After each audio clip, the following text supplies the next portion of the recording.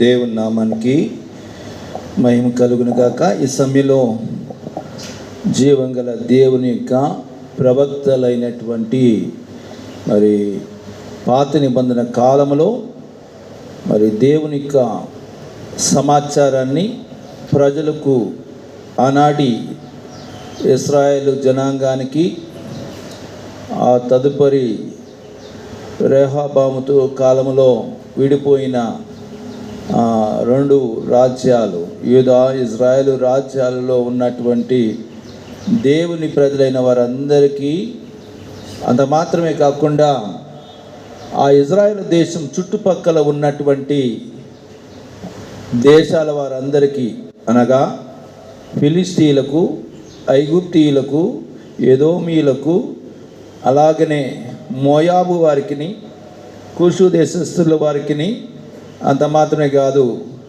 అషూరు వారికిని, మరి సిరియా వారికిని, మరి ఆ చుట్టుపక్కల ఉన్న ప్రాంత దేశ ప్రజలందరికీ కూడా దేవుడు తన ప్రవక్తల ద్వారా ఆయా సందేశాలను వినిపిస్తూ వచ్చాడు. మరి అటువంటి ప్రవక్తల కాలానికి ఆద్యుడు లేకపోతే మరి ముఖ్యమైన ప్రవక్తగా ఉన్నటువంటి మరి సమూయేలు అనే ప్రవక్తను గురించి మనం లేఖనంలోంచి ధ్యానం చేద్దాం. ఈ సమూయేలు అనే ప్రవక్త చాలా మరి ఆయన మాట చెప్పుకోవటమే మనకు ఆశీర్వాదం. అటువంటి ప్రవక్తగా ఆయన మరి ఆ దినాలలో ఎంతో గొప్ప పేరును సంపాదించిన వ్యక్తి సమూయేల్. ఈ సమూయేలు దానియేలు ఇద్దరు చూడండి, ఏలు శామ్యూయల్ డానియల్, వీళ్ళిద్దరూ పేరు. ఈయన పేరుకు 4 అక్షరాలే ఉన్నాయి, ఆయన పేరుకు కూడా 4 అక్షరాలే ఉన్నాయి. ఈయన కూడా ఏలే, ఆయన కూడా ఏలే. అంటే దేవుని ద్వారా, దేవుడిని అధిపతి, దేవుని నామం. మరి సమూయేలు అంటే దేవుని నామం అని ఆ పేరుకి అర్థంగా మనం చూస్తాం. అంత మాత్రం కాకుండా దేవుని వలన కలిగిన ప్రవక్తగా లేదా దేవుని వలన కలిగిన వ్యక్తిగా మరి సమూయేలు ఉన్నట్టుగా మనం చూస్తాం. ఈ సమూయేలు అనే ఈయన పేరు మరి చాలామంది వద్దన్న పెట్టుకుంటారు. అంటే వద్దన్న అంటే అర్థం ఏంటంటే వాళ్ళకి ముందు గుర్తుకొచ్చే పేరే సమూయేల్. పేరు పెట్టుకోవటం మాత్రమే సరిపోదు, కానీ వారు ఆ విధంగా పెరగటానికి మనం ప్రార్థనలు చేయవలసిన అవసరత ఎంతో ఉంది. అయితే మనం మంచిగా దేవుని యొక్క ప్రవక్తల గురించిన అద్భుతమైన సంగతులు మనం నేర్చుకుంటూ వస్తున్నాం. వింటున్నారా? మరి ప్రవక్తలు, ఆయా ప్రవక్తలు మరి రకరకాలుగా మరి వారి యొక్క మరి దాన్ని ఏమంటారు, నేపథ్యం కలిగిన వారు, రకరకాల బ్యాక్గ్రౌండ్స్ కలిగిన వారు ఉన్నారు. కానీ ఈ సమూయేలు ఎక్కువ బ్యాక్గ్రౌండ్ కలిగినాడు. ఎందుకంటే అర్థమైందంటే కొంతమంది ప్రవక్తలు వారి తల్లిదండ్రులు ఎవరో తెలియదు, కొంతమంది ప్రవక్తల గురించిన వారి తండ్రి పేరు మాత్రమే ఉంది, కొంతమంది ప్రవక్తలకు తల్లి పేరు కూడా తెలియదు. కానీ సమూయేలు ప్రవక్త యొక్క తల్లిదండ్రుల పేర్లు స్పష్టంగా ఉన్నాయి. అంత మాత్రమే కాకుండా సమూయేలు ప్రవక్త యొక్క బాల్య దినాలు కూడా స్పష్టంగా రికార్డ్ చేయబడ్డాయి. మరి ఏ ప్రవక్తను గురించినటువంటి అంత డీటెయిల్గా మరి బాల్య దినములు ఎందే తన గురించిన సంగతులు మరి దేవుడు రాయించాడు తన గ్రంథంలో. ఎందుకు మనం చదివి నేర్చుకోవాలి. We should learn about the prophet Samuel children life. ఆయన చిన్నవానిగా ఉన్నప్పుడు, బాలుడిగా ఉన్నప్పుడు అతని జీవన విధానం కూడా మనం తెలుసుకోవాలని దేవుడు మన కొరకు రాయించాడు. మరి ఈ భక్తుని గురించి మాట్లాడాలంటే అంత ఈజీ కాదు. మరి ఆయన పేర్లే ఆ ప్రభావం ఉంది. ఎందుకంటే ప్రార్థన ద్వారా, ప్రార్థనలోనే పుట్టిన వ్యక్తి ఈయన. కనుక ఈయన పేరుతో 2 పుస్తకాలు పరిశుద్ధ గ్రంథంలో ఉన్నాయి. సమూయేలు రాసిన, అంటే సమూయేలు మొదటి పుస్తకం, అలాగే సమూయేలు గ్రంథం 2 పుస్తకం. ఒక పేరుతో 2 పుస్తకాలు రాయబడిన ప్రవక్త ఎవరంటే సమూయేలే. పాత నిబంధన గ్రంథంలో సమూయేలు అంటే ఒక వ్యక్తి పేరు 2 సార్లు రాయబడిన పుస్తకం పాత నిబంధనలు ఎవరిదైనా ఉందా? ఎవరిది లేదు. సమూయేలుదే 2 సార్లు 2 పుస్తకాలు. ఆయన ఒక పేరు సరిపోద్ది కదండి, 2 పుస్తకాలు ఎందుకంటే అవును దేవుడికి కావాలని కోరుకున్నాడు, 2 పుస్తకాలు రాయించింది. Samuel 1 Samuel 1 Samuel 2. బా, నేను అదే అనుకున్నా, 2 సార్లు రాయించుకున్నాడు దేవుడు ఈ ప్రవక్త. అంటే కొంతమంది దేవుని భక్తులు చిన్ననాటి నుంచి కూడా ప్రత్యేకించబడినప్పటికీ కూడా తప్పిపోయిన వాళ్ళు కూడా లేకపోలేదు. ఉన్నారా? మనకందరికి బాగా తెలుసు. సంసోన్ అన్న ఆయన మరి ఏం చేయబడ్డాడు? నాజీరు చేయబడినవాడు. సేమ్ అట్లాగే జుట్టు కత్తిరింపబడినవాడు. ఈయన కూడా వాళ్ళ అమ్మ అదే చెప్తుంది, జుట్టు కత్తిరిస్తున్నయ్యా అలాగే ఉంచుతానంటది. కానీ ఆయన ఏమైపోయాడు? దారి తప్పిపోయిన వ్యక్తిగాను న్యాయాధిపతిగా ఆయన ఉండిపోయాడు. కానీ శామ్యూయేలు అనే ఈ భక్తుడు మరి దేవుడు ఎంత ప్రేమమయుడంటే, ఎంత కృప కలిగిన వాడంటే, ఈ శామ్యూయేలు వాళ్ళ కుటుంబం లేకపోతే వాళ్ళ అమ్మా నాన్న అంత పేరు పొందిన వాళ్ళు ఏం కాదు. అయినప్పటికీ దేవుడు, ఎందుకంటే తన మాటల్లో తానే చెప్తుంది. ఎవరు? సమూయేలు వాళ్ళ అమ్మ చెప్తుంది, మేమంతా ఉన్నవాళ్ళం కాదు, మేమంత బాగా స్థితిమంతులమేం కాదు, కానీ మళ్ళా యాజక వంశం కూడా కాదు వీళ్ళు. మరి కానప్పటికీ యాజక వంశం అంటే అహరోను సంతతి వారందరూ యాజక వంశం. సో ఈ అహరోను సంతతి వారికి కానప్పటికీ కూడా మరి ప్రవక్త అయిన సమూయేలు చాలా శ్రేష్టమైన వ్యక్తిగా దేవుని చేత మరి వాడబడిన వ్యక్తిగా మనం చూస్తాం. ప్రాముఖ్యంగా సమూయేలు 3 బాధ్యతలు నిర్వహించాడు. ఒక బాధ్యత ఏంటంటే జడ్జిన అనగా న్యాయాధిపతి.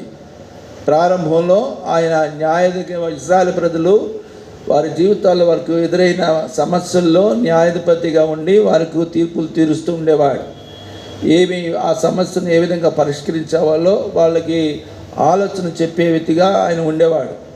ఆ తర్వాతి కాలంలో మరి యాజకుడైన ఏలి చనిపోయిన తర్వాత ఆ బాధ్యత అంతా ఆయన మీద పడుతుంది. మరొక వ్యక్తి ఆల్టర్నేట్ లేడు. ఆ కారణాన సమూయేలు యాజకుడిగా ఆ బాధ్యతలను సక్రమంగా నిర్వర్తించిన వ్యక్తిగా మనం చూస్తాం. అంత మాత్రమే కాకుండా ఈ సమూయేలు మరి గొప్ప ప్రవక్తగా దాను అనే ప్రాంతం మొదలుకొని బెర్షెబా అనే ప్రాంతం వరకు కూడా గొప్ప పేరు ప్రఖ్యాతులు కలిగిన వ్యక్తిగా ఆయన బాధ్యతను నిర్వర్తించినట్టుగా మనం చూస్తాం. మరి సేమ్ ఈ సమూయేలు యొక్క జీవన విధానం ఎలాగ ఉంటుందో దానియేలు భక్తుడి జీవితం కూడా అలాగే ఉన్నట్టుగా మనం చూస్తాం. మరి బబులోను సామ్రాజ్యంలో దానియేలుకు ఉన్నటువంటి ఎంత పేరు ఉందో ఇజ్రాయెల్ దేశంలో మరి టాప్ టు బాటమ్, ఉత్తరం నుంచి దక్షిణ దిక్కు దాకా, ఉత్తర దిక్కు నుంచి దక్షిణ దిక్కు వరకు టాప్ టు బాటమ్ ఇజ్రాయెల్ దేశం ప్రారంభ పైనుంచి క్రింద వరకు కూడా గొప్ప పేరు ప్రఖ్యాతులు కలిగిన వ్యక్తి ఎవరైనా ఉన్నారంటే ఆయనే ఈ శామ్యూయేల్.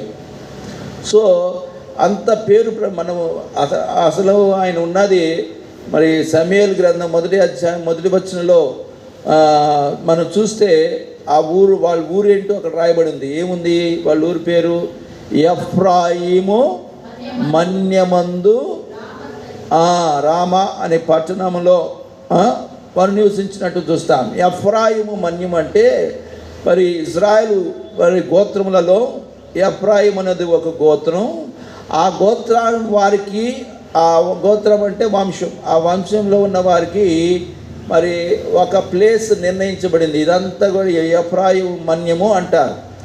ఆ 12 గోత్రాల వారికి ఇచ్చినట్టుగా ఎఫ్రాయిం అనే గోత్రానికి వారు మరి ఆ దేవుడు పంచి ఇచ్చినటువంటి ఆ ప్లేస్లో ఉండేవారు.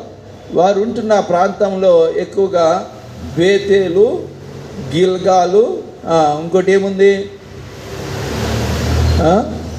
బేతేలు, గిల్గాలు అనే ప్రాంతంలో ఎక్కువగా ఈయన, మీకు కావాలంటే మీ బైబిల్లో మరి ఆ గోత్రాలకు సంబంధించినటువంటి మ్యాప్లో మీరు చూస్తే ఆ ఎఫ్రాయిం అనే ప్రాంతం ఎక్కడ ఉందో అక్కడ స్పష్టంగా రాసింది చూడండి. ఎఫ్రాయిం, మన్యం, ఆ గోత్రాలు 12 గోత్రాల వరకు మరి రాసి ఇచ్చినటువంటి ఆ ప్రాంతాన్ని మ్యాప్లో చూపిస్తూ అక్కడ చక్కగా రాయబడి ఉంటుంది. బేతేలు, గిల్గాను, షీలోహు, ఈ 3 ప్రాంతాలలో మరి ఆయన ప్రాపర్ అదనమాట. బేతేలులో ఉండేవాడు, గిల్గాలు అనే ప్రాంతంలో ఉండేవాడు, అలాగే షీలోహు అనే ప్రాంతంలో ఆయన ఎక్కువగా ఆయన పరిచయం చేస్తున్నట్టుగా మనం చూస్తాం. కనుక ఈ సమూయేలు భక్తుడు ఆ ప్రాంతంలో నివసించిన వ్యక్తి. అనగా వాళ్ళ తల్లిదండ్రులు ఎఫ్రాయిము మన్యములో, అమ్మ ఈ ఫ్యాన్ ఒకసారి ఆఫ్ చేసింది, ఎఫ్రాయిము మన్యములో వారు నివాసం ఉండి వారు జీవించినట్టుగా మనం చూస్తాం. అయితే ఇప్పుడు మనం చూడండి, ఒక వాక్యాన్ని చదువుకుందాం. కీర్తనల గ్రంథంలో 99వ కీర్తన చూడండి. కీర్తనల గ్రంథం 99, 6వ వచనం. ఆయన యాజకులలో మోషే, అహరోనులుండిరి, ఆయన నామమును బట్టి ప్రార్థన చేయువారిలో సమూయేలు ఉండెను. ఆమేన్, హల్లెలూయా. చూడండి, కీర్తనకారుడైన మరి ఈ 99వ కీర్తన రాసిన ఆ వ్యక్తి అంటున్నాడు, ప్రార్థన చేయువారిలో, దేవుని నామం పేరిట ప్రార్థన చేయువారిలో ఎవరుండారంట? సమూయేలు ఉండెను. ఆమేన్, హల్లెలూయా. మరి ఆ రీతిగా మరి ఆయన కాలం అయిపోయినప్పటికీ మరి ఆ కీర్తనకారుడు కీర్తన రాసే టైంకు ఎంతోమంది ప్రార్థన చేశారు దేవునికి. ఎంతోమంది ప్రార్థన చేశారు లేదా? నోవహు కాడి నుంచి, అబ్రహాం కాడి నుంచి, యాకోబు కాడి నుంచి, వీళ్ళందరూ ప్రార్థన, ఇస్సాకు కాడి నుంచి వీళ్ళందరూ ప్రార్థన చేసిన వాళ్ళే. కానీ వాళ్ళెవ్వరి పేర్లు కూడా ఆ కీర్తనకారుడు చెప్పటానికి ప్రోత్సహించబడలేదు. కానీ సమూయేలు పేరును మాత్రమే ఆయన మరి రాసినట్టుగా మనం చూస్తాం.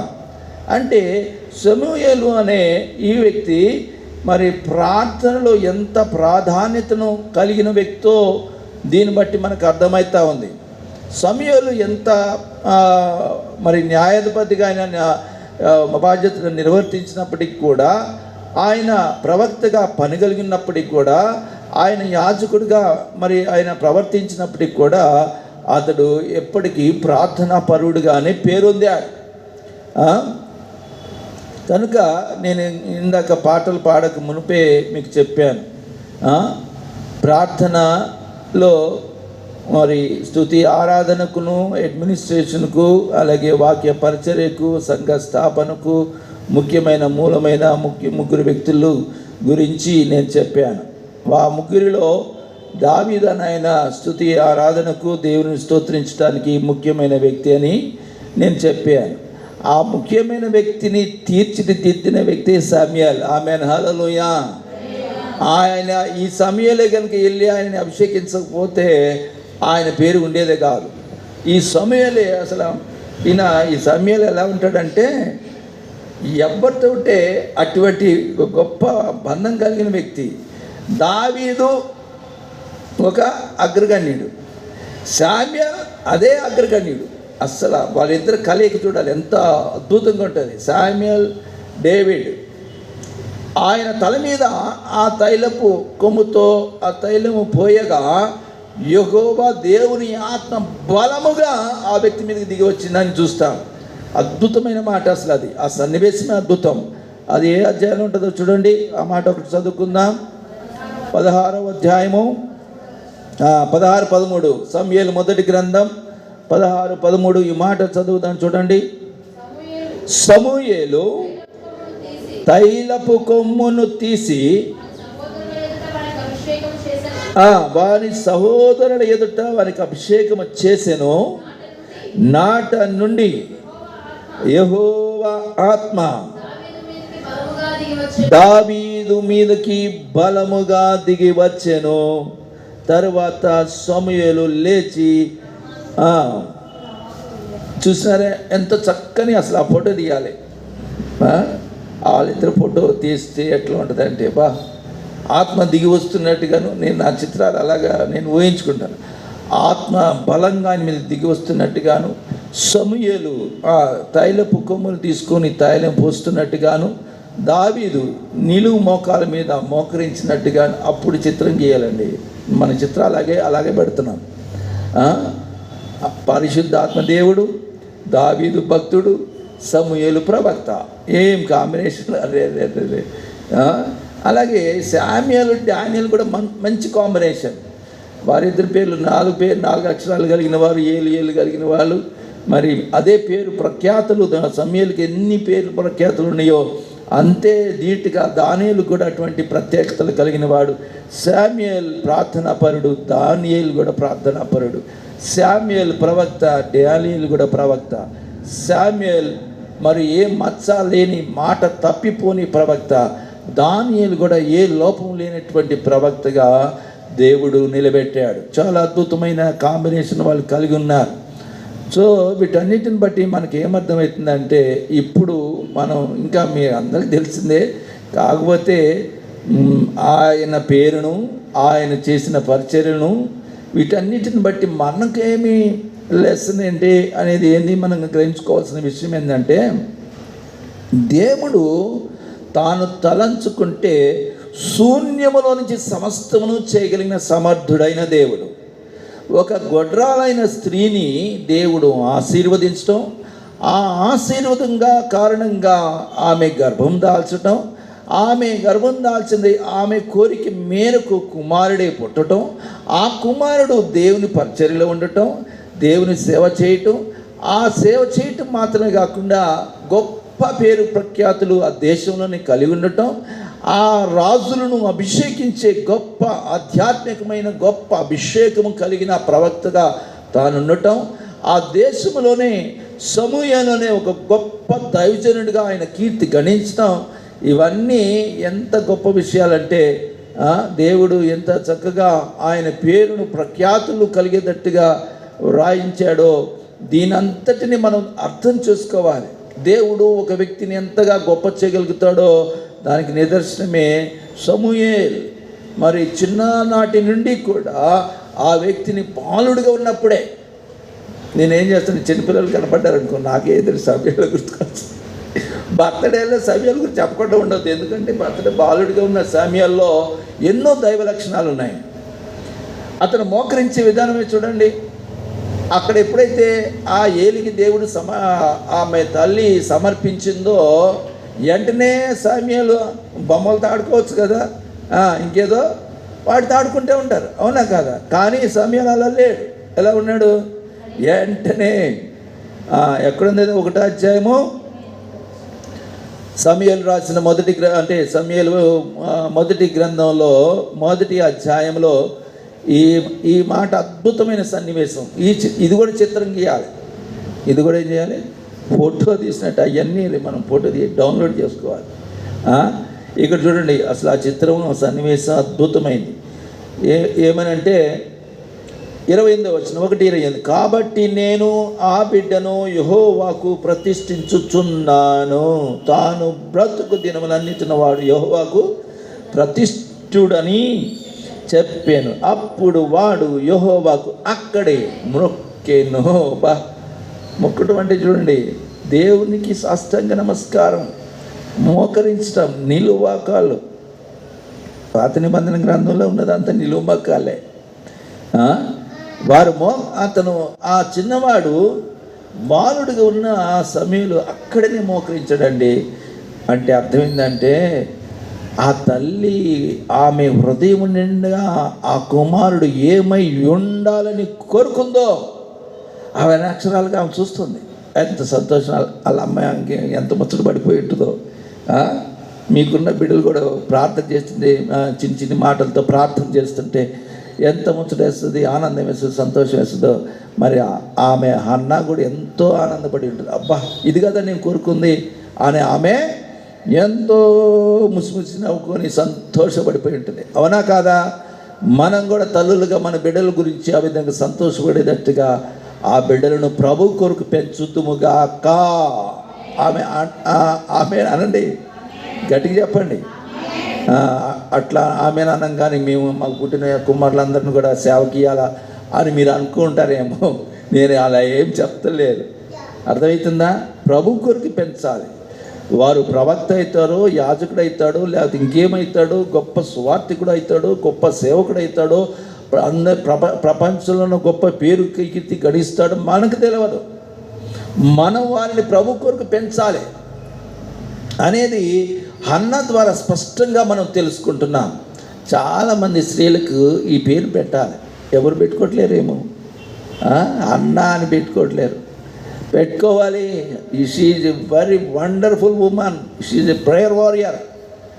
ఆమె ప్రార్థన విజ్ఞాపన 2వ అధ్యాయం స్టార్టింగ్లోనే ఆమె ప్రార్థన విజ్ఞాపన ఎంత స్పష్టంగా ఉంటుందండి. అసలు ఆ ప్రార్థన విజ్ఞాపన అసలు లిఖించడంలో గొప్ప అసలు ఆ విషయం అది. గొప్ప భక్తులు ప్రార్థన చేస్తే లిఖించాలి, లేకపోతే గొప్ప ప్రవక్తలు ప్రార్థనలు రాస్తే అది లిఖించాలి, అపోస్తులు చేసిన ప్రార్థన లిఖించాలి. ఇదేంటండి, శ్రీ రాసిన ఒక ప్రార్థనను లిఖించేసారు బైబిల్లో. కానీ ఆ ప్రార్థనలో విశేషమైనటువంటి పదాలు ఆమె పలికింది. అంత మాత్రమే కాదు, తన భర్తతో చాలా అన్యోన్యమైన దాంపత్య జీవితాన్ని కలిగి ఉంది. వారి మధ్యలో ఉన్న మాటల డిస్కషన్ చూడండి ఎంత సరళంగా ఉందో, అసలు వర్ణించనలవి కాదు. నేను ఒకసారి ఏమంటుంది చూడండి, ఆమె ఏమంటుంది అంటే, ఇదిగో అన్న వాళ్ళ ఆయన పేరేంది, ఎల్కానా అన్న ఆయన ఏం చేస్తాడు, ఇదిగో అన్న మనం ఎక్కడికి వెళ్దాం, గుడికి వెళ్దాం పా అంటాడు. ఎక్కడికి వెళ్దాం, గుడికి వెళ్దాం పదా, వెళ్ళిపోయి దేవునికి మొక్కి మనము బలులు అర్పించి దేవునికి మొక్కొద్దాం రానంగానే అప్పటికే సమయలు పుట్టినాడు. అంటే ఇది 2వ సందర్భం చెబుతున్నానండి. అప్పుడు ఆమె ఏమంటుందంటే, నేను అయ్యా మీరు వెళ్ళండి. అప్పుడు ఏ భర్త ఏమంటాడు, నేను చెప్తే ఎనిమిది నేనేమైనా సినిమాకి రమ్మంటున్నానా, నేనేమైనా షికారుకి రమ్మంటున్నానా, గుడికేగా రమ్మంటున్నా, నీకేమైనా తలకాయ పని చేస్తలేదా అని ఎన్నో రకాలుగా అనొచ్చు అనకూడదా? ఆయన ఏమంటున్నాడు, గుడికి వెళ్దారా అమ్మా అంటున్నాడు. ఆమె ఏమంటుంది, లేదు నాకు తీర్మానం ఉంది అంటుంది. అర్థమైందా? చూడండి ఏం తీర్మానమో. ఆమె ఏమంటుందో, బిడ్డ పాలు వీడ్చు వరకు నేను రా. అరే అంత గట్టిగా చెప్తుంది ఏందమ్మా? చూసారు, అది ప్రతిష్ట, అది ముక్కుబాటు. అర్థమైందా? దేవునికి ఆమె ఒక ప్రతిష్ట చేసుకుంది, అది నెరవేరే వరకు నేను రాను. ఏంటది చూడండి, ఆగుపడి ఉండునట్లుగా చెప్పి వెళ్ళక ఉండెను. కాబట్టి ఆమె పెనిమిటి అయిన ఎల్కానా, అది చూడండి ఎంత మంచి హృదయం అండి బాబు. నీ దృష్టికి ఏది మంచిదో అది చేయము. అబ్బా ఎంత అండర్స్టాండింగ్ మైండ్ అండి ఆయన. ఇట్లాంటి వాళ్ళు ఉంటారా? ఆయన ఏమంటున్నాడు చూడండి, ఎందుకంటే ఆమె మాట చెప్పిందంటే అది కరెక్ట్ అయితే చెప్తుందని ఈయనకు తెలుసు. అలా తెలుసుకునేటట్టుగా మీరు అనే స్త్రీలైన వారు పురుషులు అర్థం చేసుకోగలిగినట్టు మీ జీవిత విధానం అంటే అసలు మీరు ఏ మాట అనిపించుకోరు. మీరు చూసినారా, అంత సత్యం ఉంది దీంట్లో. స్త్రీలైన వారు పురుషులు తగినట్టుగా మీ భక్తి జీవితాన్ని వారికి కనపరచగలిగినట్లయితే పల్లెత్తి మాట అన్నాడు ఆయన. నీకు తలకాయ పని చేస్తలేదా, గుడికి వెళ్తాబట్టి రావేది, ఏ సినిమాకి అంటున్నానా, లేదా ఇంకో దానికి అంటున్నానా, ఎక్కడికైనా వెళ్దామంటున్నానా, రంగులు రావడానికి వెళ్దాం అంటున్నానా, ఎగ్జిబిషన్కి వెళ్దాం అనుకుంటున్నానా, లేకపోతే సర్కాస్కి వెళ్దాం అనుకున్నా, చల్ నడు అనొచ్చు. ఆయన అన్నాడా? నీ దృష్టికి అది చేయము వరకు నిలిచియుండుము, యెహోవా తన వాక్యమును. అది చూసాడు ఎట్లా, మళ్ళీ దేవుని మాట కూడా చెప్తున్నాడు, యెహోవా తన వాక్యమును స్థిరపరచును గాక. అంత చక్కగా మాట్లాడుతున్నాడండి.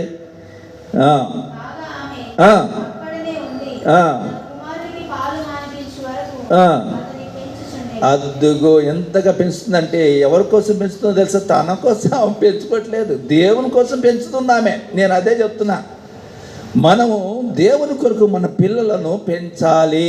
ఆమేన్, హల్లెలూయా. ఈమె ఉద్దేశం ఏంటంటే దేవునికి ప్రతిష్ఠ చేయాలి. ప్రవక్త అవుతాడో, యాజకుడు అవుతాడో, ఇంకొకటి అవుతాడో మనకు తెలియదు. ఈమె దేవుని కోసం నేను ప్రతిష్ఠించాలి, దేవుని పని చేసే విభాగంలో రాణించాలి, నా కొడుకు ఆ పని చేయాలి అని ఆమె సంకల్పించుకుంది. అదంతా దాన్ని ఏమంటారంటే దేవుని సంకల్పం. అది అసలు అదంతా ఏంటంటే దేవుని సంకల్పం, దేవుని చిత్తంలో ఈమె వెళ్ళి ఆ మాటలు మాట్లాడుతుంది. అది గొప్ప విషయం. దేవుని చిత్తం ఏంటి? ప్రవక్త ఈ హన్నా అనే ఆమె యొక్క కుమారుడు కలగాలి. అసలు ఆమె గర్భాన్ని మూసిందే అందుకు దేవుడు. ఎందుకంటే ఈమె ప్రార్థన చేయాలి, నేను వరం ఇవ్వాలి, నేను ఆ కుమారుని అనుగ్రహించాలి.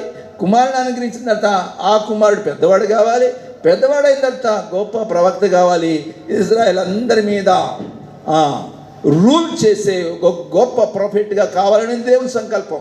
మీరు అర్థం చేసుకోండి. ఆ సంకల్పానికి అనుగుణంగా ఈమె అడుగులు వేసింది, ప్రార్థన చేసింది. మీకు అర్థమవుతుందా? సో నేను ఈమె చెప్పిన ఈ మాటలన్నింటినీ సంభాషణ, అసలు ఆమె సంభాషణ అంతా మీరు గమనించినట్లయితే ఈమె ఎంత దేవునికి సమీపంగా ఉన్న వ్యక్తో మీకు అర్థం చేసుకోవాలి. ఆమె ఎంత ప్రార్థనాపరురాలో మనకు అర్థమవుతుంది. దేవుని సంకల్పాన్ని ఎరిగిన వ్యక్తిగా కనబడుతుంది. ఎదుటి వారి మరి నిందల అవమానాలు ఉన్నా కూడా వారిని వీరిని నిందిస్తూ కూర్చోలేదు, కానీ దేవుని సన్నిధిలోనే ఆమె తనను తాను తేల్చుకుంది. తాను ఎవరో ప్రపంచానికి చాటి చెప్పింది, ప్రార్థన చేసింది, ఆమె కుమారుని పొందుకుంది. ఆ కుమారుని ప్రభువుకు అప్పగించేసింది. ఎంత గొప్ప స్త్రీ అండి! అన్నాన్ని ఎందుకు పెట్టుకోరు? ఈసారి మీకు ఆడపిల్లలు పుడితే అన్నాన్ని పెట్టండి. Hallelujah. She is wonderful women. దేవుని యొక్క సంకల్పం కలిగిన బిడ్డ ఆమె. స్త్రీ తన భర్తతో సరి అయిన సత్సంబంధం కలిగిన స్త్రీ, సమాజంలో మంచి పేరు పొందిన స్త్రీ, ప్రార్థనా పరురాలైన స్త్రీ, చాలా ఒక ప్రవక్తనే తల్లి, ఆ ప్రవక్తకు తల్లిగా ఉన్న స్త్రీ. అబ్బా, మా పిల్లడండి భాష ఎవరు అడిగారు? వాళ్ళందరూ దావీదుని అభిషేకించింది ఎవరు తెలుసా? అబ్బాయి, మా కొడుకే అని ఎంతగా చెప్పుకోవాలని అన్న. ఆయన పెద్దవాడై రాజును అభిషేకిస్తూ ఉంటే ఆ అభిషేకించింది ఎవరు తెలుసా? మా అబ్బాయే. అబ్బా, ఎంత ఘనత అండి! అసలు ప్రపంచంలో అంతకంటే ఆనందం ఆ తల్లికి మరొకటి ఉండదు. ఎంత గొప్ప కార్యం అండి! అసలు రాజులను అభిషేకిస్తూ ఉంటే, దేవుని ఆత్మ దిగొస్తూ ఉంటే ఈమె తల్లి, అబ్బా ఎంత ఆనందం అండి! ఇది కదా నేను కోరుకుందని చెప్పేసి ఆమె సంతోషించే తల్లిగా ఉంటుంది. ఊరికే నేను మాకు చెప్తున్నాను, ఈ మరి ప్రవక్తన కన్నా తల్లి ఆమె హృదయంలో ఉన్న కొన్ని మాటలు 2వ అధ్యాయంలో చెప్పింది. ఆ కొన్ని మాటలు ఊరికే మీకు చెప్తాను చూడండి. 7వ వచనం చూడండి. 2వ అధ్యాయం 7వ వచనం. అంటే మొదటి వచనం చూస్తే, మరియు హన్నా విజ్ఞాపన చేసి ఇలాగనెను అని ప్రారంభం చెప్తుంది. ఆమె ఏమందో దేవుని గురించి ఒక మాట చెప్తుంది చూడండి. 3వ వచనంలో 2వ వచనం ఇవన్నీ చాలా శ్రేష్టమైన మాటలు. యెహోవా వంటి పరిశుద్ధ దేవుడు ఒక్కడును లేడు, నీవు తప్ప మరి ఏ దేవుడును లేడు, దుర్గమేది లేదు. చూడండి దేవుని గురించి ఎంత చక్కగా చెప్తుందో. ఇంకా యెహోవా అనంత జ్ఞాని అనే దేవుడు, మాట్లాడుకుడి రానీకుడు అని చెప్తుంది. తర్వాత 7వ వచనం చూడండి. దారిద్ర్యమును ఐశ్వర్యమును ఎంత చక్కగా చెప్తుందండి. అసలు ఇట్లాంటి మాటలు ఎవరు చెప్పాలి? పాస్టర్స్ చెప్పాలి. కానీ ఏమి చెప్తుంది చూడండి. యెహోవా దారిద్ర్యమును ఐశ్వర్యమును కలుగు చేయువాడు, చదవండి, కృంగ చేయువాడును లేవనెత్తువాడును ఆయనే అని చెప్తుంది హన్నా. ఇంకా చూడండి, అధికారులతో కూర్చుండబెట్టుటకును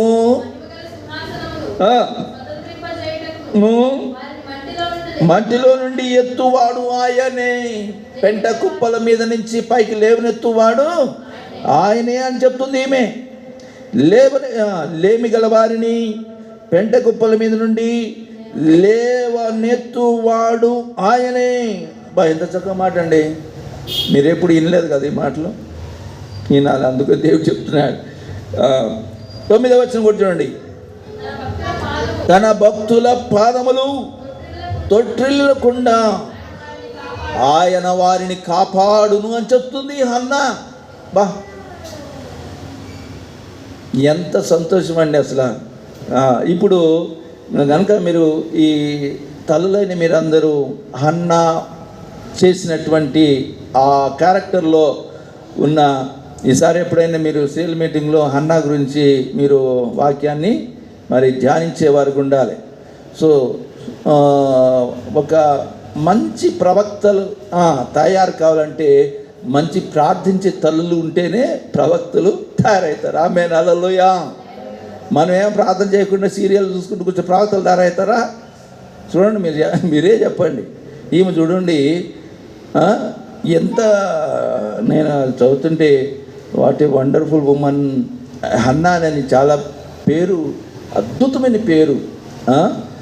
దేవునితో కొట్లాడి పొందుకుంది ఆమె, కొట్లాడినట్టే. ఎందుకు ఇయ్యో నాకు మరి. ఇప్పుడు చూడండి, దేవుడు ఆమె ప్రార్థనను, ఇప్పుడు మనం కూడా చాలాసార్లు మనకు కావాల్సిన అవసరాలు అడుగుతాం. పిల్లలు లేని వాళ్ళు 300 మంది అడిగారు, ఇంకే చాలామంది పిల్లలు కలగలేదు, కొంతమందికి కలిగారు. కానీ హన్నా విషయం ఎలా ఉందంటే మన ప్రార్థనకు గొప్ప నిదర్శనం. ఆమె ఎలా నిదర్శనం అంటే, మనం ప్రార్థన చేసేటప్పుడు మన సొంత మనవలు, మనకి ఏది కావాలో మన అవసరతలన్నీ పెడతాం. కానీ హన్నా కూడా ఆమె అవసరమే, ఆమె కూడా అవసరమే. పిల్లడు పెళ్ళి కాకపోతే, పెళ్ళి అయిన తర్వాత పిల్లలు పుట్టలేదంటే ఎంత నామర్ద అండి, నామర్దనా కాదా? దేన్నైనా తట్టుకుంటుంది కానీ దాన్ని తట్టుకోలేదు స్త్రీ. పిల్లలు లేరు అనగానే, గొడ్రాలు అనగానే అసలు ఆ అపవాదని, ఆ నిందని భరించలేని నింద. అందుకని ఆమె తట్టుకోలేక గుండెలు బాదుకుంది. ఆమె కన్నీరు విడిచి రోధించి, ప్రభా నాకు ఇస్తావా లేదా అన్నట్టుగా ప్రభు సన్నిధిలో అని అనగానే ఆమె దేవుడే మీలేదు సుభా. దేవుడు ఎట్లా చూశాడంటే, ఇప్పుడు చూడండి, మనం చేసే ప్రార్థనలు ఒకటే గుర్తుపెట్టుకోండి. మనం ప్రార్థన చేస్తాం కదా, మనం అందరం ప్రార్థన చేస్తాం. మీరు అడిగేది ఏదైనా అడగండి, కానీ మీరు కలిగి ఆ ప్రార్థన నెరవేరిన తర్వాత, ఆ ప్రార్థన నెరవేరిన తర్వాత దేవుని నామమునకు మహిమ వస్తుందా రాదో మీరు గుర్తుపెట్టుకోండి. వస్తే తప్పకుండా ఆయన ఆమేన్ అనేస్తాడు. మీరు దేవుని నామానికి మహిమకరంగా ఆ ప్రార్థన, ఆ ఫలితం ఉండేదట్టయితే వెంటనే దేవుడు రెస్పాండ్ అవుతాడు.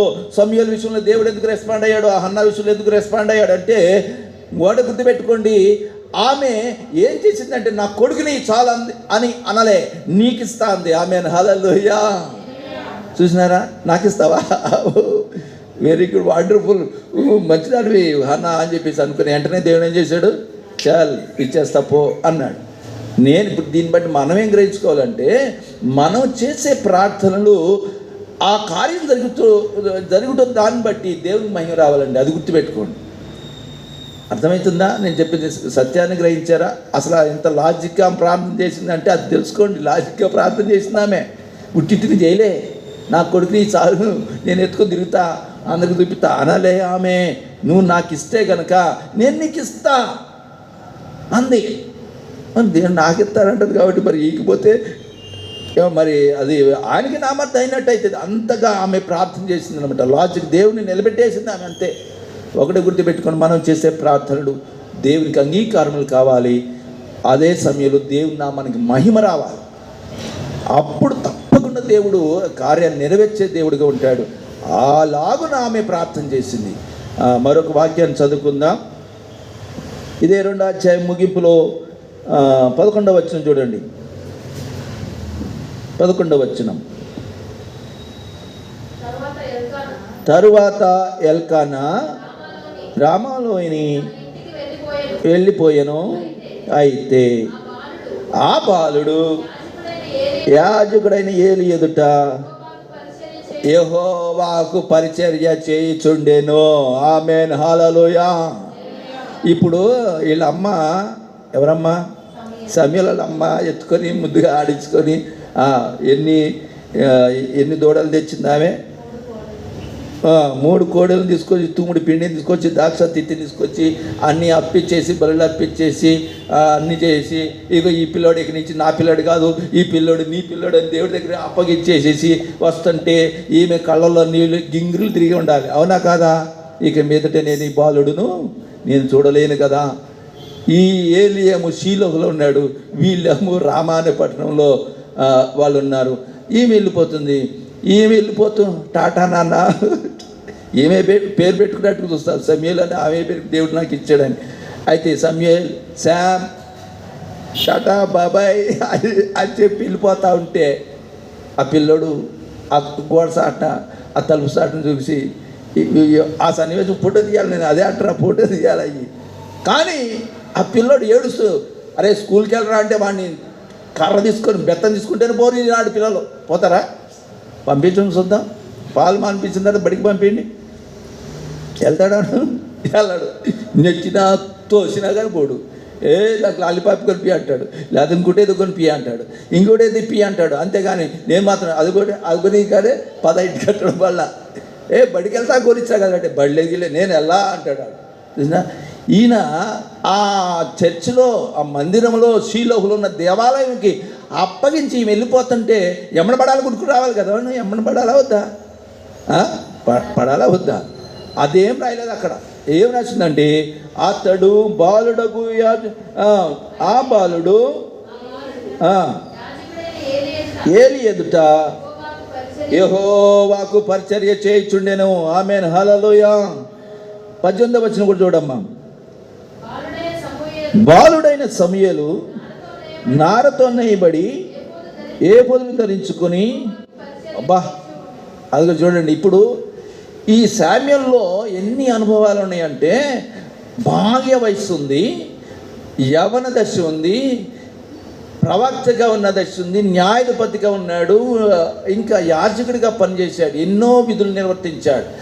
ఎక్కడ కూడా తప్పిపోలేదండి అసలు. నో రిమార్క్ లెస్ ప్రాఫెట్గా ఇతడు ఉన్నట్టు మనం చూస్తాం.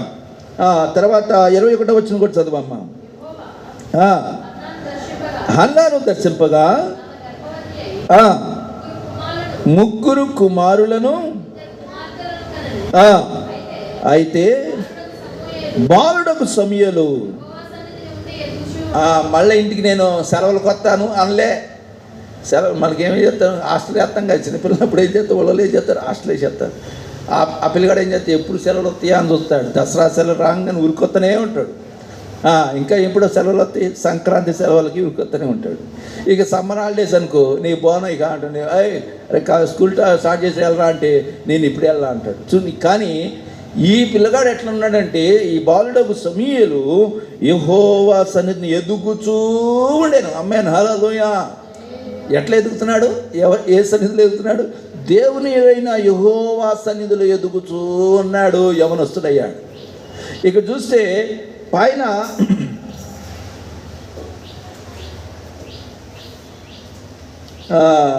ఎందుకంటే ఈమె తన కొరకు ఒక్కగానొక కుమారుని ఇయటమే కష్టం. అబ్రహాముకే కొంచెం తలకిందులైపోయాడు. మరి ఒక స్త్రీ ఇంకెంత ఉంటుంది, ప్రాణం తీపి ఉంటుంది కదా. కనుక ఈమెకు నువ్వు సమూయేలుని ఇచ్చినావు కనుక నీకు నేను 3 కుమారులను 2 కుమార్తెలను నేను ఇస్తాను అని దేవుడు చేసేది. ఎక్కడ కూడా ఆమె ఏం తక్కువ చేయలేదు. ఆమెని మరి వాళ్ళెవ్వరి గురించి కూడా బైబిల్లో మనం చూడం, కానీ ఈ వ్యక్తిని గురించే మనం చూస్తూ ఉంటాం. అలాగే ఇదే 2వ అధ్యాయంలో 26వ వచనం కూడా చూడండి. అక్కడ ఎదుగుతున్నాడు. మళ్ళీ ఏమంటున్నాడు అంటే ఇంకనూ ఎదుగుతున్నాడు, యెహోవా దయందును మనుషుల దయందును. అలా ఉండాలండి మన పిల్లలు. ఆమేన్, హల్లెలూయా. ఎలా ఎదగాలి? యెహోవా దయందును మనుషుల దయందును వర్ధిల్లుచూ ఉందురుగాక. ఆమేన్, హల్లెలూయా. మెస్సయా బిలువ చర్చిలో ఉన్న మరి చిన్న బిడ్డలైన వారందరూ కూడా యెహోవా దయందును మనుషుల దయందును వర్ధిల్లుదురుగాక. హల్లెలూయా. దేవుడైన యెహోవా, తండ్రి అయిన దేవుడు, కుమారుడైన దేవుడు, పరిశుద్ధాత్మ దేవుడైన ఆ త్రియేక దేవుని యొక్క ఆ పరిచర్యలో వారు ఉందురుగాక. హల్లెలూయా. ఈ మధ్యాహ్న కాల సమయంలో మరొక వాక్యాన్ని అలాగే చదువుకుందాం. 3వ అధ్యాయం 1వ వచనం. బాలుడైన సమూయేలు ఏలీ ఎదుట యెహోవాకు పరిచర్య చేయుచూ ఉండెను. అయితే ఏమైందంటే అలా పరిచర్య చేస్తున్న క్రమంలో అస్సలు ఇప్పుడు సన్నివేశం వచ్చింది.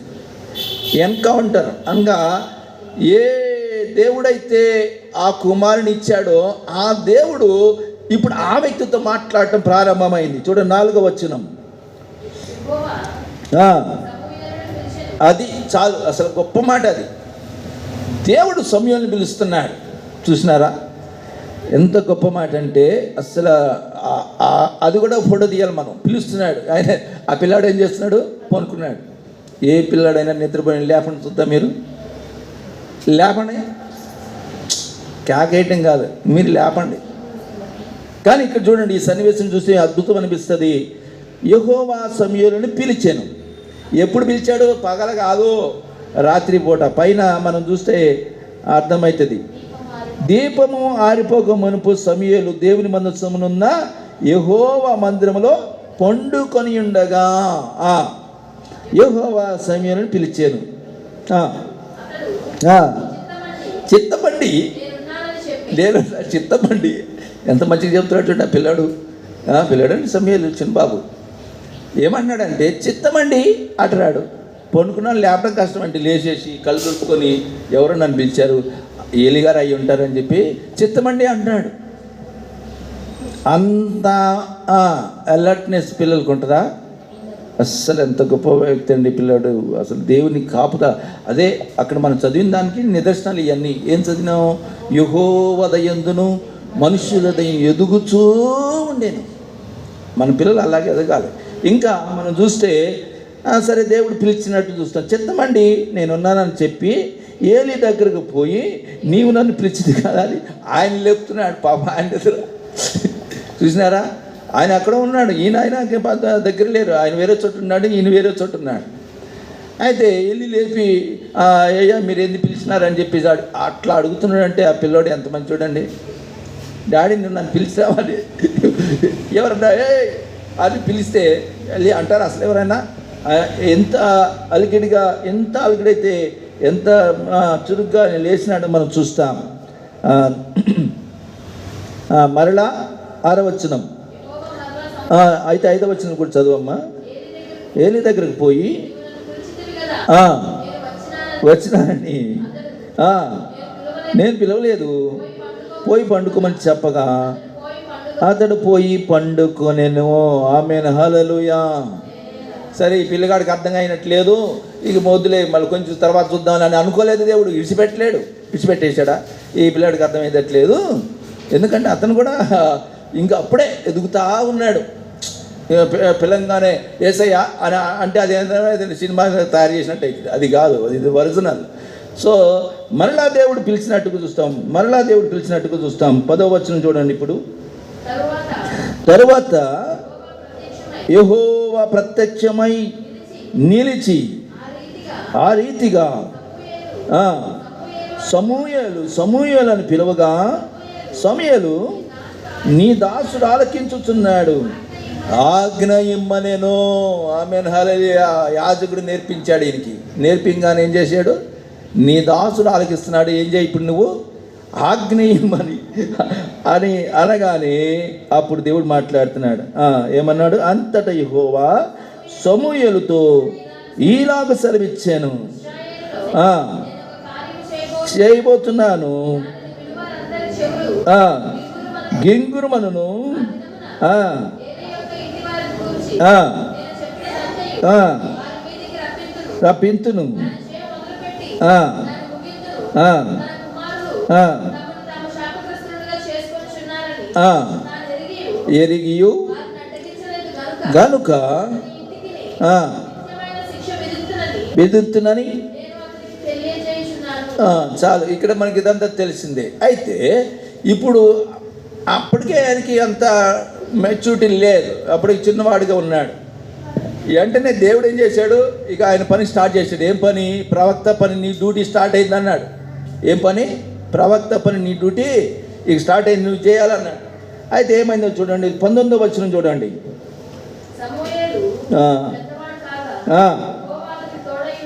ఉన్నందున అదిగా చూడండి ఎంత చక్కని మాట. This is the testimony about the prophet Samuel. Samuel ప్రవక్తను గురించిన గొప్ప సాక్ష్యం ఏంటంటే, అతని మాటలలో పొద్దున్న లేచి పిల్లగాని ఆడికెళ్ళినారంటే నేనే ఆడికెళ్ళిన అంటారు. వీళ్ళు చూడు అన్ని అబద్ధాలే, కానీ శామ్యూయల్ మాట తప్పు అనేదే జరగలేదండి. తప్పిపోకుండా ఆయన మాట్లాడినట్లుగా ఆయన చూస్తున్నాం. 20వ వచనం. సమూయేలు యెహోవాకు ప్రవక్తగా స్థిరపడినని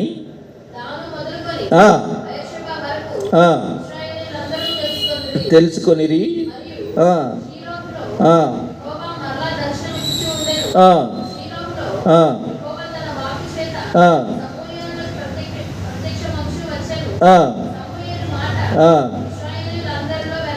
ఇశ్రాయేలులందరిలో వెళ్ళడాయను. ఆమేన్, హల్లెలూయా. ఇక్కడ మనం గమనిస్తే అసలు అవన్నీ శ్రేష్టమైన దేవుడు అయిన యెహోవా ఒక వ్యక్తికి ప్రత్యక్షమవటం అంటే అది చాలా మరి గొప్ప విషయంగా. అప్పుడు మోషేకు దేవుడు ప్రత్యక్షమయ్యాడు, అబ్రహాంకు దేవుడు ప్రత్యక్షమయ్యాడు, కేవలం స్వరం విన్నారు. కానీ ఇక్కడైతే స్పష్టంగా ఎంత డీటెయిల్గా చిన్నప్పటి నుంచే ఈ ప్రవక్త అయిన సమూయేలుతో దేవుడు కలిగి ఉన్నటువంటి ఆ పనిని మనం గమనించినట్లయితే గొప్ప ప్రవక్తగా ఆయన మరి తరచుగా యెహోవా అతను ప్రత్యక్షమవుతూ వస్తున్నాడనే మాట ఆ దేశమంతా కూడా మారుమోగినట్టుగా చూస్తున్నా. ఇంకా 1-2 మాటలు చదువుకున్నట్ట ముగించుకుందాం. 7వ అధ్యాయంలో ఒక మాట చూద్దాం, చూడండి. 7వ అధ్యాయము, 1 సమూయేలు గ్రంథం 7వ అధ్యాయం 3వ వచనం చూడండి. ఇట్లా నేను పూర్ణ హృదయంతో మళ్ళుకొని ఎడల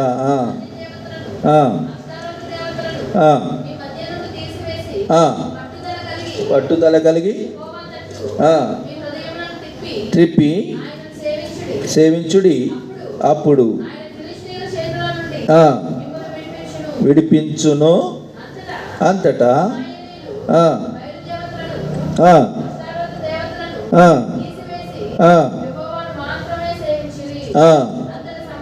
అంతటి సమూయేలు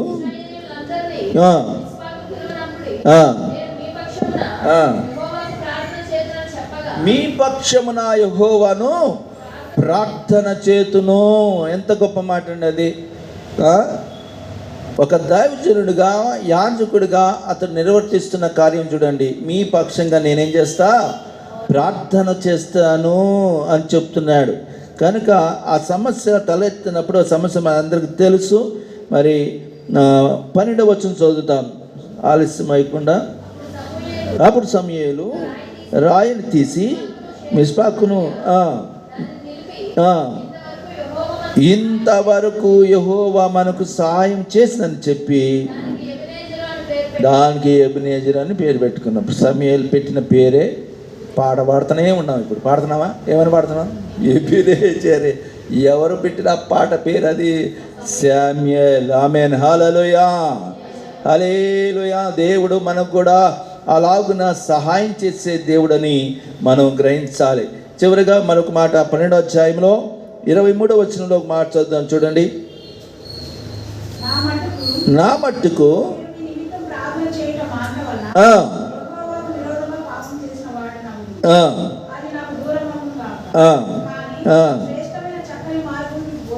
ఆ, ఆయన మీ కొరకు ఎన్ని గొప్ప కార్యములు చేసినో తలంచుకొని మీరు యెహోవా యందు భయభక్తులకి నిష్కపటులై ఆవశ్యకము. చూసినారా, ఇక్కడ ఏమంటున్నాడంటే, నేను మీ కొరకు ప్రార్థన చేయకుండా ఉంటే గనక అది నాకు యెహోవాకు విరోధంగా పాపం చేసిన వాడిని అవుతారని ఎంత చక్కగా చెప్తున్నారు. అందుకనే ఆ 99వ కీర్తనలో 6వ అధ్యాయంలో 6వ వచనంలో ఆ మాట మరి పరిశుద్ధాత్మ దేవుడు రిపీట్ చేశాడు. ప్రార్థనా పరుడైన మరి సమూయేలుగా మరి ప్రార్థన చేసే వాళ్ళు ఉన్నట్టుగా చూస్తాం. అలాగే సమూయేలు గొప్ప ప్రవక్తగా ఇజ్రాయెల్ దేశంలో కీర్తి గణించాడు. మరి రాజులను అభిషేకించే వ్యక్తిగా మరి దావీదును అభిషేకించాడు, సౌలును అభిషేకించాడు. మరి ఇంకా అనేకమైన శ్రేష్టమైన విశిష్టమైన కార్యాలు జరిగించాడు. ముఖ్యంగా ఏంటంటే ఆ ప్రారంభంలో గొప్ప విషయం కాదు, కానీ ముగింపులో కూడా అంతే గొప్పతనాన్ని కలిగిన ప్రవక్త ఎవరైనా ఉన్నారంటే ఆయనే సమూయేలుగా ఉన్నాడు. అతను చేసిన క్రియలు కానీ, అతని మాటలు కానీ, అతని ప్రవర్తన కానీ, అతని ప్రార్థన కానీ, అతను చేసిన ప్రతి స్టెప్ కానీ ఎక్కడ తప్పిపోలేదు అనేదే పరిశుద్ధాత్మ దేవుడు ప్రవక్త అయిన సమూయేలు గురించి ఇచ్చిన సాక్ష్యం. ఆమేన్, హల్లెలూయా. ఆ సాక్ష్యం ఇజ్రాయెల్ దేశంలో ఉన్న ప్రజలందరూ కూడా తెలుసుకొని సమూయేలు అంటే గొప్ప దైవజనుడిని, గొప్ప ప్రవక్తని, గొప్ప యాజకుడిగాను కీర్తి గణించిన వ్యక్తిగా ఉన్నాం. ఆ రీతిలో మనము మన కుటుంబంలో అనేక మంది మన సంఘాల్లో సమూయేలు లాంటి వ్యక్తులు దేవుడు లేపునుగాక. ఆమేన్, హల్లెలూయా. మనం ఇంతవరకు ధ్యానించిన ప్రవక్తలు అయినటువంటి అటువంటి భక్తి కలిగిన ప్రజలు, నాయకులు సంఘములో దేవుడు లేవనెత్తునుగాక. ఆమేన్, హల్లెలూయా. దేవుడి వాక్యమును దీవించునుగాక. ఆమేన్. అందరూ ప్రార్థన చేసుకుందాం. చిన్న పాట పాడుతుండగా ప్రార్థన చేసుకుందాం.